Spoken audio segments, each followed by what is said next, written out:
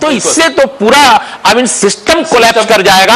और दूसरी बात बिल्कुल अंत में मैं ये कहूंगा कि देखिए इतने वर्षों के अनुभव के बाद मुझे लगता है कि अगर जरूरत पड़े तो संवैधानिक प्रावधानों में दिल्ली के मामले में संशोधन किया जाना चाहिए। बीजेपी जब पावर में आने की प्लान कर रही थी तो वो दिल्ली के लिए बड़े शब्द दिखा रही थी कि हम सारे अधिकार देंगे पूर्ण राज्य का। क्यों नहीं बात होती है?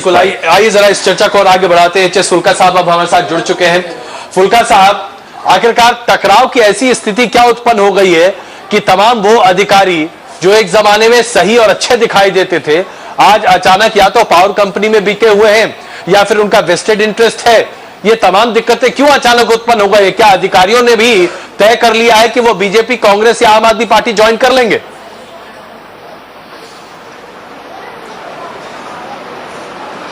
देखिए, बात ये है कि ये जो सारा विवाद शुरू हुआ वो शुरू हुआ इससे कि दिल्ली गवर्नमेंट की पावर क्या है और दिल्ली गवर्नमेंट के क्या अधिकार हैं। ये यहां तक, ये इससे पहले अगर किया जाए, आज तक कभी भी ये नहीं हुआ कि किसी चीफ सेक्रेटरी को अपॉइंट किया हो बिना ये दिल्ली के चीफ मिनिस्टर से पूछे हुए, जहां जो पांडिचेरी का चीफ मिनिस्टर है उससे पूछे हुए।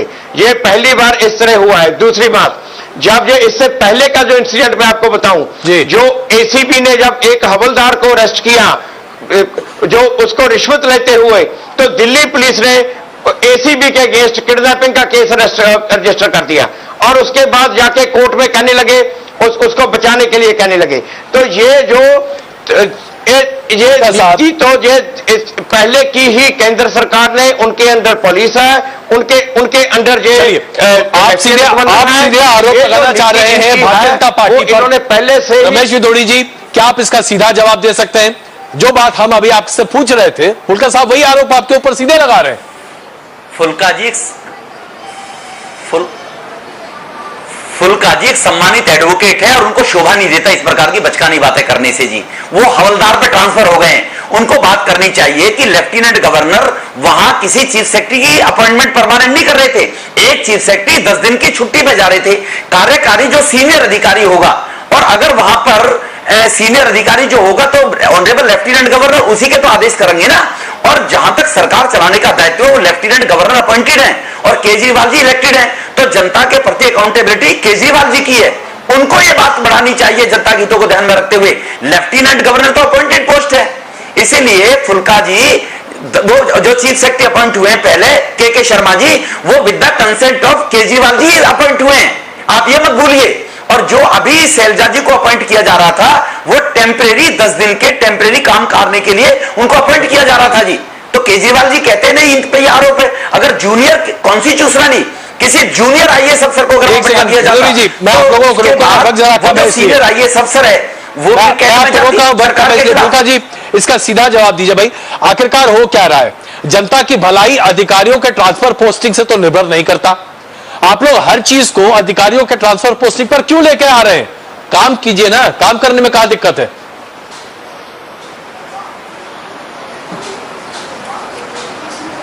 देखिए, बात यह है जी कि ये जब पहले दिल्ली में सरकार नहीं थी, एक साल लेफ्टिनेंट गवर्नर डायरेक्टली सारी की सारी दिल्ली सरकार को रन करते थे। अब जब दिल्ली में सरकार आ गई उसके बाद भी उसी तरीके से सरकार को चलाना चाहते हैं। डायरेक्टली अफसरों को डायरेक्शन दी जाती है, उनको दिल्ली सरकार को कंसल्ट नहीं किया जा रहा।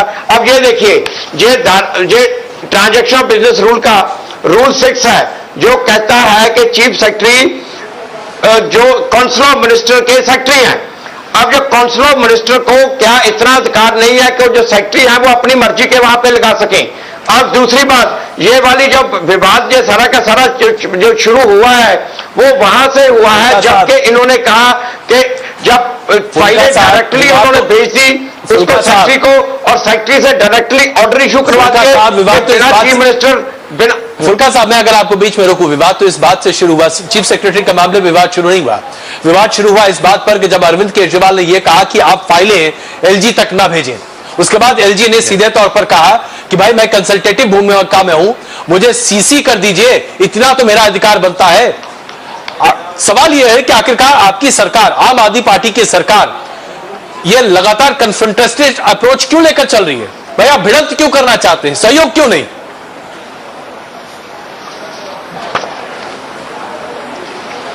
देखो ये अप्रोच उसके बाद जो मैंने आपको बताया, जब ये जो बिल्कुल पहले शुरू में काम स्मूथली चल रहा था, जब ये स्मूथली चल रहा था तो ये कहीं से ये सेंट्रल सरकार को ये बातें पची नहीं। जब उन्होंने इंटरफेयर एलजी के थ्रू कराना शुरू किया तो ये बातें आई हैं। अब ये बात ये है कि एक लोकतंत्र में जो पब्लिक रिप्रेजेंटेटिव हैं, जो जनता उनके थ्रू अपनी आवाज उठाती है, और जैसे कि पार्लियामेंट में बुजुर्ग हैं जो बुजुर्ग कहेंगे वो दिल्ली की जनता की आवाज होगी। इसी तरह दिल्ली में जो दिल्ली सरकार की आवाज है वो दिल्ली की जनता की आवाज है। आपसे लेना चाहता हूं, दिल्ली हाईकोर्ट ने साहब मैं बातें कर रहे हैं, आप राष्ट्रपति जी से मिलने जा रहे हैं, इसमें कोई शक नहीं जी। उदुरी जी से पता बता दीजिए, क्या आप लोग सरकार चलने देना चाहते हैं दिल्ली में या नहीं? असल सवाल यही हमारा सरकार काम करे, सरकार कोई पॉजिटिव फाइल भेजे, मैंने स्कूल बनाने हैं, दिल्ली में कॉलेज बनाना है, उसको अगर लेफ्टिनेंट गवर्नर रोके, चलो हम कहेंगे उनके काम में एडसेंट डाल रहे हो। और जो चीफ सेक्रेटरी अपॉइंट की लेडी है, जो आईएएस अधिकारी है, वो जूनियर तो है नहीं, उसको बाईपास करके चीफ सेक्रेटरी कैसे किसी को अपॉइंट किया जा सकता था? तब तो पार्सलिटी होती। जब राइट ही उनका बनता था कैबिनेट का, वही सीनियर मोस्ट ऑफिसर हैं, तो एलजी ने कौन से गृह मंत्री के आदेश पर, बीजेपी के आदेश पर कोई गलत कदम उठाया है? केंद्र सरकार में अपॉइंटमेंट्स क्या केवल सीनियरिटी से होते हैं क्या? फाइल भेजा, हमने कॉलेज खोल रहा है, हमने स्कूल भेज रहे हैं, वो फाइल रुके तो है, लेफ्टिनेंट गवर्नर उनके काम में एडसेंट डाल रहे हैं। ये क्यों ड्रामाबाजी कर रहे हैं? चलिए, मैं इस चर्चा को माफ कीजिएगा, मैं क्षमा चाहता हूं आपसे, वक्त की कमी की वजह से मुझे इसे यहीं पे खत्म करना पड़ रहा है, लेकिन इसमें कोई दो राय नहीं है कि दोनों पक्ष बहुत ही अड़ियल रवैया इख्तियार किए हुए हैं।